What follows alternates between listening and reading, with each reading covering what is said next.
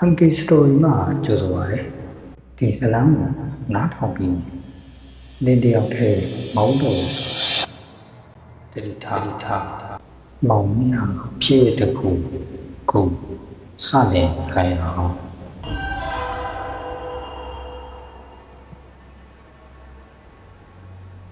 ဒီဇလန်းတင်းပစမတ်တဲ့အခါနောက်ဆုံးခုမကြည့်ရအောင်လုပ်ပုံနဲ့ညမဲ့နောက်ကျတဲ့ကစကားကိုလူနေပြီးထူးတစ်ဖြစ်နောက်ဆုံးခီးဆိုမတော်တဲ့လူတွေတော့တက်လာတဲ့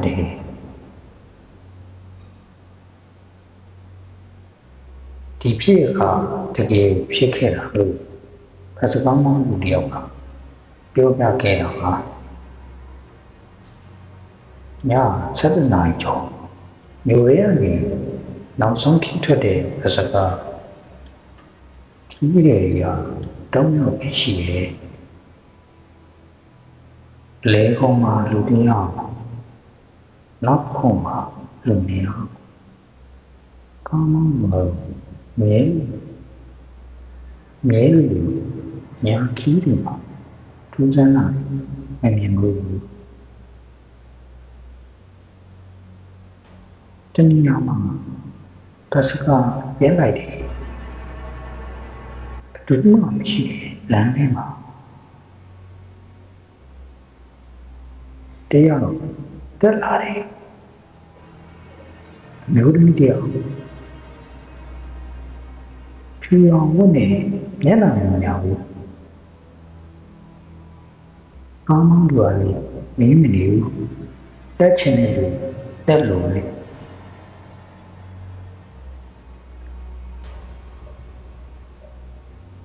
အဲ့ဒီမင်းကနောက်ဆုံးခုမှာလောထိုင်နေထားပြီးမလို့နောက်ခုမှာငြိမ်နေလူမျိုးရှိနေ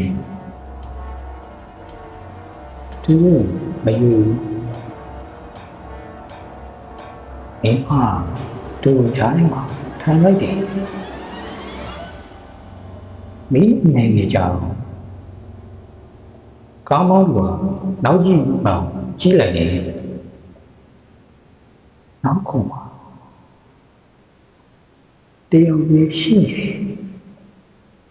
ဖြူရောင်ထားတဲ့မင်းမတယောက်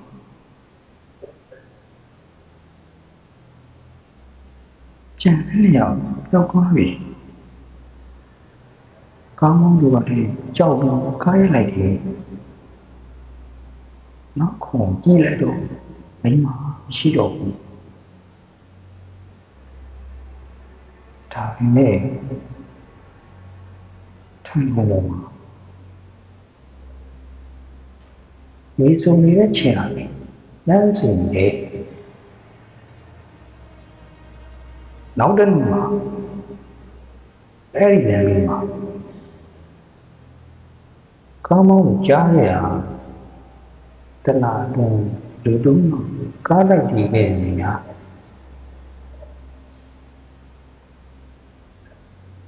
သူတင်ခဲ့တဲ့ခီးတကယ်တော့နောက်ဆုံးခီးတင်ရပစကားတဲ့ရင်နောက်ဆုံးကိုမကြည့်ပါနဲ့